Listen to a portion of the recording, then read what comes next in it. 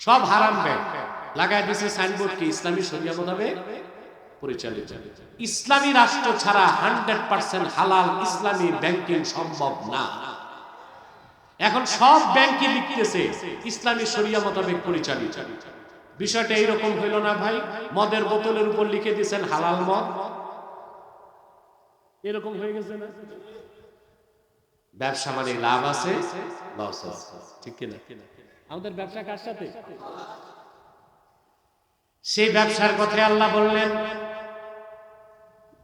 ইন্নাল ইনসানা লাফি খুসর, প্রত্যেকটা মানুষ ক্ষতির মধ্যে, ইল্লাল্লাযীনা আমানু, তারা ছাড়া যারা ঈমান এনেছে, ওয়া আমিলুস সালিহাত, নেক আমল করেছে, ওয়া তাওয়াসাউ বিল হক, আই আওসা বা'দুহুম বা'দান বিল হক, পরস্পর পরস্পরকে হকের দাওয়াত দিল, ওয়া তাওয়াসাউ বিস সাবর, আই আওসা বা'দুহুম বা'দান বিস সাবর, পরস্পর পরস্পরকে ধৈর্যের উপদেশ দিল।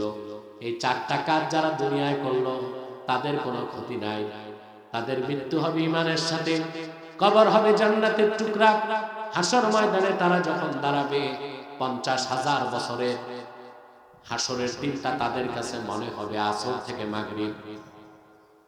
সূরা আসরের তাফসীরে ইমাম আলুসী রুহুল মানিতে লেখেন ইউদাউ লিল মুমিনিনা ইয়াওমা ইযিন কারাসি মিন যাহাবিন ওয়া ইউযাল্লালু আলাইহিমুল গামাম। এরকম প্রত্যেক মুমিনের জন্য আল্লাহ হাসর ময়দানে এক একটা স্বর্ণের চেয়ার বিছায় দিবেন, আর তাদের মাথার উপর আল্লাহর রহমতের মেঘমালা ছায়া দিবে। 50,000 বছরের বিচার দিনটা মুমিনদের কাছে মনে হবে আসর থেকে মাগরিব। বলেন সুবহানাল্লাহ। কয়টা কাজ? কোনো ক্ষতি থাকবে না, ব্যবসায় পুরা লাভ হবে। কি হবে? প্রথম হচ্ছে ঈমান। প্রথম কি? ইল্লাল্লাযীনা আমানু। এখন ঈমান কি আমি এক কথায় বলে দিচ্ছি, বলবো? ইমাম আযম বলেছেন আল ঈমান হুয়া মুজাররাদু তাসদীকি রাসূলিল্লাহ। আল্লাহর আখির নবী আমার নূর নবীজি মুহাম্মদ সাল্লাল্লাহু আলাইহি ওয়াসাল্লামের রিসালাতকে বিশ্বাস করার নাম ঈমান। বাস, সুবহানাল্লাহ। তো বলবেন জান্নাতের বিশ্বাস, ফেরেশতাদের বিশ্বাস, কথা আল্লাহর তাওহীদের বিশ্বাস, প্রশ্ন আসে না? তার মানে হচ্ছে আল্লাহর আখির নবী নূর নবীজি মুহাম্মদ সাল্লাল্লাহু আলাইহি সাল্লামের রিসালাতকে যে বিশ্বাস করলো সে তো 30 পারা কোরআনকে বিশ্বাস করলো। আর যে 30 পারা কোরআন বিশ্বাস করলো সে আল্লাহর তাওহীদ মানলো, আখিরাত মানলো, ইবাদত মানলো, উলুহিয়াত মানলো, রুবুবিয়াত মানলো, ফেরেশতাদের বিশ্বাস করলো, পূর্বের সব নবীদের বিশ্বাস করলো, কবরকে মানলো, হাসরকে মানলো, পুলসিরাত মানলো।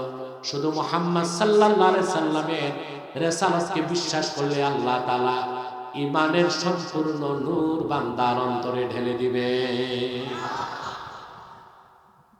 আবু হানিফা রাহমাতুল্লাহ আবার ব্যাখ্যা করছেন, ব্যাখ্যা হলো বিমা জাআ বিহি মুহাম্মাদুন সাল্লাল্লাহু আলাইহি ওয়াসাল্লাম উলিমা যারুরাতান।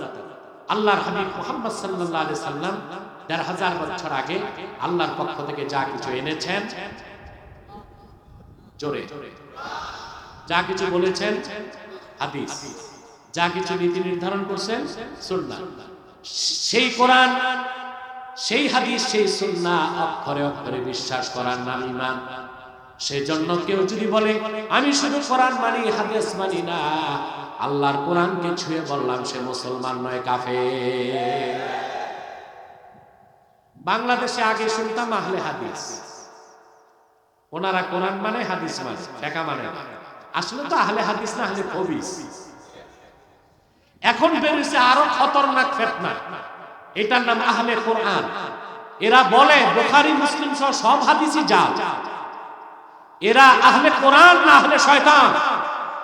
জোরে বলতে হবে। এদের একটা ঠাকুর আছে বাংলাদেশে, এটারে ধরছিলাম 6 মাস আগে, দেখছেন? কথা বলেন। আরে ভাই আপনারা কেন, পৃথিবীতে 54 কোটি মানুষ বাংলায় কথা বলে, আমার বিশ্বাস অর্ধেকের বেশি বাংলাদেশি বাংলা ভাষায় কথা বলে, এরকম লোক দেখছে। এই ডিবেটের পরই আমার প্রোগ্রাম ছিল ইউরোপে। আমি যখন ব্রিটেনে যাই তখন ঢাকা এয়ারপোর্টে, কাতার এয়ারপোর্টে, ব্রিটেন এয়ারপোর্টে, গেটওয়েতে, সব জায়গায় আমাকে লোকজন এসে কোলাকুলি করতে লাগতে। আর খুব একটা শিক্ষা দিচ্ছেন, ভালো একটা কাজ করছে। আমি তখন বুঝলাম এটা ব্যাপকভাবে মানুষের হাতে পৌঁছে গেছে। ওই লোকটা আহলে কোরআন দাবিদার, বাংলাদেশি নেতা, সরাসরি টাকা আসে ইহুদিদের কাছ থেকে। আমার কাছে আসবে বহসে, আমি তারিখ দিলাম। তা আমি চিন্তা করলাম ও তো জানে যে আব্বাসীর ঘাড়ে রগ একটা টেরা, তো আমার কাছে কেমনে আসতেছে, আমি একটু অবাক হলাম। পরে বুঝলাম আসলে খরগোশ বাঘের গুহায় এমনে এমনে যায়। প্রথমে সে ক্যান্টনমেন্ট থেকে নারায়ণগঞ্জের পুলিশ সুপারকে ফোন দিয়েছিল তখন, যে সে আব্বাসী মসজিদ যাবে, তাকে জন্য প্রোটেকশন দেওয়া হয়। 10টায় আমার এখানে বাহাস, 9টায় সে ঢুকছে ডিসি সাহেবের বাংলোতে। ক্যান্টনমেন্ট, পুলিশ, ডিসি সব রেডি করে সে তার লট বহল নিয়ে ঢুকছে। বুঝলেন? ঢুকে আমার অস্ত্র দেখে হাঁটুর কাপ শুরু হয়েছে। আমার অস্ত্র কি ট্যাঙ্ক, আমার কিতাব পত্র। এখন বলে বাহাস করবে না। আমি বলছি না, আসছেন বাহাস তো করতেই হবে, বসাই না। মাত্র 22 মিনিটের মাথায় নাকে খত দিয়া মস্তক নত করে পরাজিত হয়ে পালাইছে। এখন আর এই লোককে খুঁজে পাওয়া যায় না ফেসবুকে। বুঝলেন? আপনার লাইভটা দেখেছেন, এটা আহলে কোরআন দাবিদার, এরা আহলে শয়তান। আরবের উচ্চ উলামা পরিষদের ফতোয়া, মান আনকারা হাদিসান সহিহান মিন আহাদিসি রাসূলিল্লাহ সাল্লাল্লাহু আলাইহি ওয়াসাল্লাম قد ثبت صحته عند المحدثين بالاتفاق فهو كافر। আল্লাহর হাবিব মুহাম্মদ সাল্লাল্লাহু আলাইহি সাল্লামের একটি সহিহ হাদিস যা সকল মুহাদ্দিসের দৃষ্টিতে সহিহ, ওই রকম একটি সহিহ হাদিসকে যে অস্বীকার করবে সে কাফের। আর এই আহলে কোরআন দাবিদার, ওরা বলে আমরা একটা হাদিসও মানি না, কোরআন ছাড়া কিচ্ছু মানি না।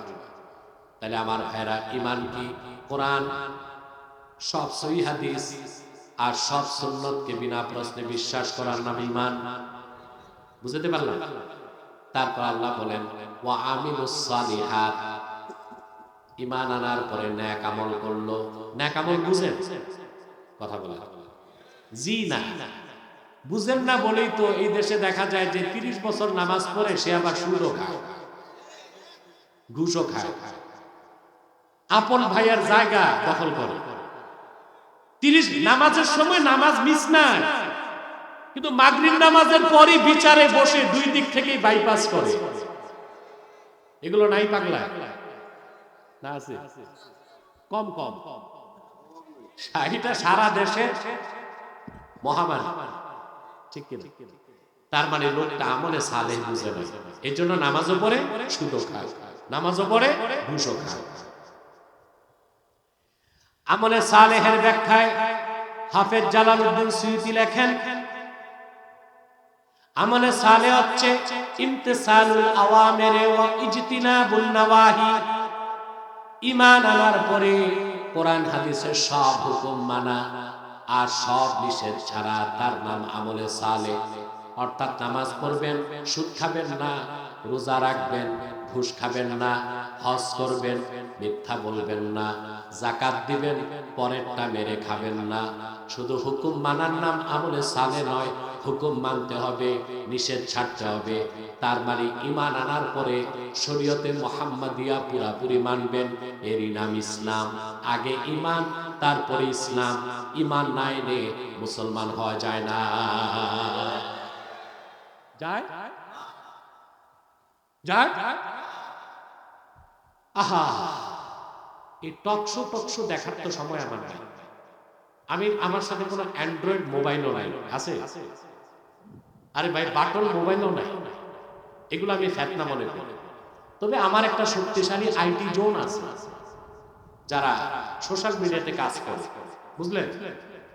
আলহামদুলিল্লাহ আমি খোঁজ খবর রাখি, কিন্তু আমি ব্যক্তিগতভাবে কোনো মোবাইল ইউজ করি না। মাঝে মধ্যে জরুরি কিছু সংবাদ দেখতে যেয়ে দেখি আমার দেশের বুদ্ধিজীবী কিছু আছে, তারা আমাদেরকে মধুর সাথে বিষ মিশায়া হত্যা করতে চায়, অর্থাৎ তারা আমাদের ঈমানকে কেড়ে নিতে চায়। বুদ্ধিজীবী আছে না দেশে?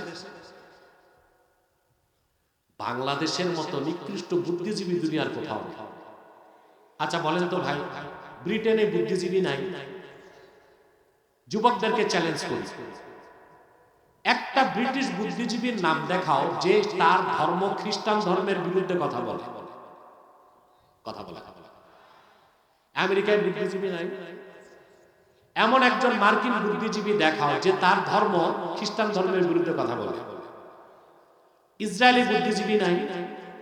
এমন একজন ইহুদি বুদ্ধিজীবীর নাম দেখাও যে তার ইহুদি ধর্মের বিরোধিতা করে। বাংলাদেশের বুদ্ধিজীবীদের কাজই হচ্ছে ইসলাম, মুসলমান আর আলেম ওলামার বিরোধিতা করা। এই কাফের নাস্তিক বুদ্ধিজীবীর সংখ্যা বেশি না বাংলাদেশে, এদের চেয়ে বেশি বাংলাদেশে পেটিকুত্তার সংখ্যা। কিন্তু এগুলো হচ্ছে খুব জঘন্য ভাইরাস। এগুলো আমাদের যুবকদের মাথা নষ্ট করে দিচ্ছে বিশ্ববিদ্যালয় ভাইরাস দিয়ে, জার্ম দিয়ে, ঠিক কিনা? বুদ্ধিজীবীগুলো যেগুলো আছে এদের মাথায় কিচ্ছু নাই, দেখেন না? মাথার তালু ছুলা, টাক টাক, দূরবীন দিয়ে একটা চুল খুঁজে পাবেন না মাথা, সাফা চাট, স্টেডিয়ামের চেয়ে পরিষ্কার। এমন সাফা চাট, ওটা সর্ষের তেল দিয়ে দুপুরে বেরোলে মনে হইব পিতলের ঘটিটা। আরে ভাই হাসেন, সিটি স্ক্যান করলে দেখবেন এই বুদ্ধিজীবীদের মাথার বাইরেও খালি, ভিতরেও খালি। আমি সরকারকে বারবার পরামর্শ দিচ্ছি, বুদ্ধিজীবীগুলো তো কোনো কাজে আসে না, এগুলোর মাথায় আপনারা ঘাস চাষ করুন, অন্তত গবাদি পশুগুলো ঘাস খাইয়ে তো বাঁচবে। এরা কি করে বাংলাদেশে? এরা কত জঘন্য কথা আমরা টের পাই না। ওরা বলে সুফিবাদী ইসলাম, রেডিক্যাল ইসলাম, অর্থাৎ যারা জিহাদকে বিশ্বাস করে এদেরকে বলে যে মৌলবাদী, এরা রেডিক্যাল ইসলামকে বিশ্বাস করে। আর যারা পীর ফকিরি করে এদেরকে বলে যে এরা ভালো, এরা সুফিবাদী ইসলাম। বেটা হারামজাদা, ইসলামকে ভাগ করার ক্ষমতা তোরে কে দিছে? ইসলাম তো একটাই। মুহাম্মদ সাল্লাল্লাহু আলাইহি সাল্লাম ১৫০০ বছর আগে পূর্ণাঙ্গ জীবন বিধান ইসলাম আল্লাহর কাছ থেকে এনেছেন। সুফিবাদী ইসলাম, রক্তাক্ত ইসলাম, এই রকম ইসলামকে ভাগ করার অধিকার কোনো মানুষের নেই। এর মানে ইসলাম সম্পর্কে তাদের চরম অজ্ঞতা আছে, ঠিক কি না? খ্রিস্টানরা ধর্ম ভাগ করছে, একটা অর্থোডক্স খ্রিস্টান, ঠিক কি না? প্রোটেস্ট্যান্ট খ্রিস্টান, ঠিক কি না? ক্যাথলিক খ্রিস্টান, খ্রিস্টান ধর্ম ভাগ ভাগ আছে। ইসলামকে ভাগ করার সুযোগ নাই। ইসলামকে পাঠিয়েছেন, ইসলামকে মুসলমানের না আল্লাহ? জোরে বলতে বেকার। দেখেন না ইহুদি ধর্ম নাম প্রমাণ দেয় ধর্মটা ইহুদির, খ্রিস্টান ধর্ম নাম প্রমাণ দেয় ধর্মটা খ্রিস্টানের, বৌদ্ধ ধর্ম নাম প্রমাণ দেয় ধর্মটা বৌদ্ধের, হিন্দু ধর্ম নাম প্রমাণ দেয় ধর্মটা হিন্দুর। কোরআন শরীফের কোথাও কি ইসলামকে দ্বীনুল মুসলিমিন, মুসলমানের ধর্ম বলা হয়েছে নাকি? বরং বলা হয়েছে দ্বীনুল্লাহ, আল্লাহর দ্বীন। সুবহানাল্লাহ বলবেন।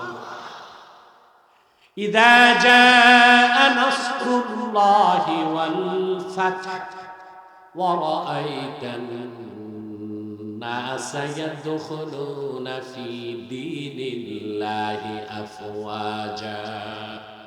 ইসলামকে আল্লাহ বলেছেন দ্বীনুল্লাহ, আল্লাহর দ্বীন, আল্লাহর ধর্ম। এটা মুসলমানের সম্পদ না, মন মতো ভাগ করবে।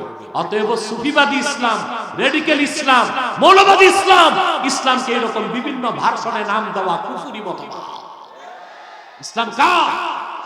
চিল্লায় বলেন কার? ইসলাম একটাই। মুহাম্মদ সাল্লাল্লাহু আলাইহি সাল্লাম ১৫০০ বছর আগে আল্লাহর পক্ষ থেকে যে দ্বীন এনে দিয়েছেন সেটাই ইসলাম। ওর বাইরে যা আছে সব শিরক, কুফর, মিথ্যা মতবাদ, মানুষের রচিত তন্ত্র মন্ত্র, তা ইসলামের সঙ্গে তার কোনো সম্পর্ক না। এই কথাগুলো আমার দেশের আলেমদেরকে জোরালোভাবে বলতে হবে, নতুবা বুদ্ধিজীবী এই গবাদি পশুগুলো আমার দেশের যুবকদেরকে ধ্বংস করবে। আমরা কিছু না বললেই মনে করে আলেমরা ঠান্ডা। বেটা, চুলার তাওয়া গরম হইলে তাড়াতাড়ি ঠান্ডা, ইটের ভাটা গরম হইলে কথা বলে আলেমদের গরম করো, একবার গরম হয়ে গেলে আর ঠান্ডা করতে পারবে না। তাহলে ভাইরা, আগে ঈমান তারপরে ইসলাম। কথা বলে ইসলাম কি? ঈমান আনার পরে আল্লাহ তার হাবিবের হুকুমগুলো মানা, নিষেধগুলো ছাড়া, তার নাম ইসলাম। আল্লাহ বলেছেন ইল্লাল্লাযীনা আমানু ওয়া আমিলুস সালিহাত। 3 নাম্বার কাজ ওয়া তাওয়াসাউ বিল হক। এটা হচ্ছে তাওয়াসি বিল হক, সত্যের উপদেশ।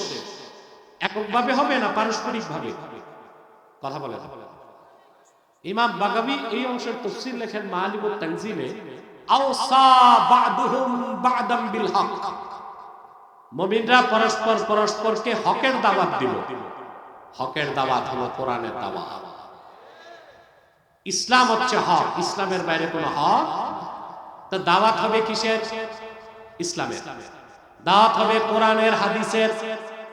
সেই দাওয়াত শুধু ওয়াজের মঞ্চ থেকে নয়, মসজিদের মিম্বর থেকে নয়, সেই দাওয়াত হবে স্কুলে, কলেজে, ভার্সিটির ক্যাম্পাস থেকে, মাহফিলের মঞ্চ থেকে, মসজিদের মিম্বর থেকে এবং জাতীয় সংসদ থেকেও হতে হবে। হকের দাওয়াত। আমরা হকের দাওয়াতটাকে সীমিত করে ফেলছি। হকের দাওয়াত দিয়ে আমরা ওয়াজের মঞ্চে, হকের দাওয়াত দিয়ে পীর সাহেবের খানকায়, হকের দাওয়াত দিয়ে মসজিদের মিম্বরে। কিন্তু স্কুল, কলেজ, ভার্সিটিতে হকের দাওয়াত আছে? নাই তো নাই, বরং শিখানো হচ্ছে মিথ্যার দাওয়াত, নাস্তিকতাবাদ, বিবর্তনবাদ, সমকামিতা, ট্রান্সজেন্ডার। কথা বলেন। হকের দাওয়াত হতে হবে স্কুল থেকে, পাঠ্য বইয়ের মাধ্যমে। হকের দাওয়াত হতে হবে বিশ্ববিদ্যালয়ের ক্যাম্পাস থেকে। হকের দাওয়াত হতে হবে জাতীয় সংসদ থেকে। সুবহানাল্লাহ বলেন। আমাদের তা করতে হবে কিনা? চেষ্টা তো করতে হবে। আস-সাইয়ু মিন্না ওয়াল ইতমামু মিনাল্লাহ। প্রচেষ্টা আমাদের, সফলতা কে দিবেন? 4 নাম্বার ওয়া তাওয়াসাউ বিস-সাবর। আই আওসা বা'দুহুম বা'দান বিস-সাবর। পরস্পর পরস্পরকে ধৈর্যের উপদেশ দিতে হবে। আপনি যখন পুরাপুরি ঈমান আনবেন, দ্বীনের উপর চলবেন, সত্যের পথে কাজ করবেন, 3টা কর্মসূচি আগে। 4র্থ কর্মসূচি ধৈর্য। 3টা কর্মসূচি পুরা পালন করতে গেলে হামলা হবে, মামলা হবে, নির্যাতন হবে, নিপীড়ন হবে, শয়তানের ওয়াসওয়াসা হবে। জিন শয়তান বাধা দিবে, মানুষ শয়তান বাধা দিবে, নফসের ওয়াসওয়াসা হবে, খন্নাসের ওয়াসওয়াসা হবে, শাসকের রক্তচক্ষু, হিংসুকের হিংসা, নিন্দুকের নিন্দা। আপনাকে ধৈর্যের সাথে মোকাবেলা করতে হবে। সেজন্য মুমিনদেরকে আল্লাহ 4র্থ কর্মসূচি দিয়েছেন, ওয়া তাওয়াসাউ বিস-সাবর। পরস্পর পরস্পরকে তারা ধৈর্যের দাওয়াত দিবে। করবেন ধৈর্যের দাওয়াত। বাস আর কয়েক মিনিট। সাবর, সবর, ধৈর্যের 3টা স্তর। কয়টা? জোরে বলতে হবে। প্রথম হচ্ছে সাবরু আলাল মাসায়েব, মুসিবতের সময় ধৈর্য ধরা। কখন? যে কোনো মুসিবতে ধৈর্য ধরা সাবর। এটা কি? আল্লাহ হাবিব সাল্লাল্লাহু আলাইহি ওয়াসাল্লামের হাদিস আছে, আস-সাবরু ফি আউয়ালি সাদমা। বিপদের প্রথম মুহূর্তের ধৈর্যটাই ধৈর্য, পরে তো ধৈর্য এমনিই আসবে। কথা বলেন। তাহলে বিপদের সময় ধৈর্য ধরা মুমিনের কাজ। আস-সাবরু আলা তাআত, ইবাদত বন্দেগী যে ধৈর্য ধরা, এটা অনেক কঠিন। রোজা রাখতে ধৈর্য লাগে। কথা বলেন। নামাজ পড়তে লাগে। সবচেয়ে বেশি ধৈর্য লাগে হজ করতে। আমি দেখছি আরাফাত ময়দানে বাঙালি মারামারি করতেছে, দেখছেন না লিটন? দেখছেন কি নিয়ে লাগছে মুআল্লিমের সাথে? খানা দেন। अरे मर भूखे बंगाली अराफात में जाकर भी तुम खाना ढूंढते हो। মুআল্লিম কি খানা দেয় জানেন? আল বাইক, আরবের সেরা খানাগুলোর একটা আল বাইক। যারা সৌদি আরব গেছেন, দুবাই গেছেন, দেখছেন আল বাইক খাওয়ার জন্য ইউরোপ আমেরিকার লোক সিরিয়াল ধরে। বাঙালি হাজি তো কি দিছেন এটা মজা লাগে না, তো কি খাইবেন? আলু ভর্তা। তারপরে আরাফাত ময়দানে ইহরাম পরি মুআল্লিমের সাথে লাগছে। হজ হইছে না বাতিল? কথা বলেন। তাহলে প্রত্যেকে ইবাদতে ধৈর্য লাগে। ধৈর্যের কয়টা প্রকার? প্রথম হচ্ছে আস-সাবরু আলাল মাসায়েব, মুসিবতে ধৈর্য ধরা। দুই নাম্বার হচ্ছে আস-সাবরু আলাত তাআ, ইবাদতে ধৈর্য ধরা। দেখবেন যাদের ধৈর্য নাই তারা তারাবির নামাজ পড়তে যায় না, যায় তারাবি পড়তে যায় না। ওরা দেখবেন সব সময় বলবে খতম তারাবি থাক, সূরা তারাবি থাক। তারপর কিছু আছে ধৈর্যহীন, লম্পট, মুনাফিক, হাবের সামনে চা খাওয়ায় শিখায় দেয়, কিন্তু তাড়াতাড়ি করে কেন? মার্কেটিং এ যাবে। আচ্ছা ওর নামাজ হইছে, ওর মনটা কি মসজিদে ছিল না শপিং মলে? ইমাম সাহেবের নাস্তা করায় শিখে দেয় আজকে একটু তাড়াতাড়ি পড়ে। বেটা তোরে কে বলছে খতম তারাবি পড়তে? তুই বাড়িতে তারাবি পড়। কথা বলে জুমার দিন ইমাম সাহেব 10 মিনিট ওয়াজ বাড়াইছে, আর ওই যে বল্টু চৌধুরীদের কাছাকাছি শুরু। কেন? ও যাবে ওর শালির বিয়া খেতে, ঠিক কিনা? এখানে 10 মিনিট সময় দিতে পারে না, কিন্তু চলন নিয়ে রওনা দিছে, জ্যামে বসছে 2 ঘন্টা। দুপুরের খানা খেয়েছে মাগরিবের পরে, ওতে সমস্যা হয় না। কিন্তু ইমাম সাহেব 10 মিনিট ওয়াজ বেশি করছে, ওর ধৈর্য নাই। এটা হচ্ছে ধৈর্যহীনতা। মুমিন হচ্ছে ধৈর্যশীল। 3 নাম্বার হচ্ছে আস-সাবরু আনিল মাআসি, গুনার কাছ থেকে বাঁচতে ধৈর্য লাগবে। প্রত্যেকটা গুনার কাজ চিত্তাকর্ষক, তা থেকে বাঁচতে ধৈর্য লাগবে। হাদিস শরীফে আল্লাহর হাবিব ইরশাদ করেছেন 7 প্রকার ব্যক্তি মুমিন কাল কিয়ামতে আল্লাহর আরশের ছায়াতলে জায়গা পাবে। তার মধ্যে 1 প্রকার লোক যাকে খুব উচ্চ বংশের সুন্দরী নারী কুপ্রস্তাব দিল, আর সে বলল ইন্নী আখাফুল্লাহ রাব্বাল আলামিন, আমি আল্লাহকে ভয় করি, তোমার সৌন্দর্যের কাছে আমি নত হব না। ধৈর্য লাগবে কিনা বলেন? আপনার ক্লাবের পার্টনার আপনারা বলছেন চল আজকে একটু শ্যাম্পেন খা, মদ মদ বেশি টাকা লাগে। মদের কোনোদিন দামি মদ বলবেন না, হারাম কখনো দামি হয় না, বলবেন বেশি টাকার মদ। কথা বলেন। বাংলা চোলা মদ, যেটা এই দেশের মানুষ গরুরে খাওয়ায়, ওইটাও না পাক। আর বিলাতি শ্যাম্পেন, ওইটাও না পাক, ঠিক কিনা? দামি মদ বলবেন, হারাম জিনিস দামি হয় বলবেন বেশি টাকা, কি বলবেন? বেশি টাকা। এখন মদ খেতে আপনার মন চাচ্ছে, ওখানে ধৈর্য লাগবে মদ থেকে বাঁচার জন্য, ঠিক কিনা? প্রত্যেকটা হারাম কাজ থেকে বাঁচতে ধৈর্যের প্রয়োজন আছে। এই 4টা কথাই আল্লাহ সূরা আসরে বলেছেন। আল্লাহ তাআলা যেন আমাদেরকে কবুল করেন আর সূরা আসরের উপর আমল করার তৌফিক দান করেন। বলুন আল্লাহুম্মা আমিন। সাদাকাল্লাহুল আযীম ওয়া সাদাকা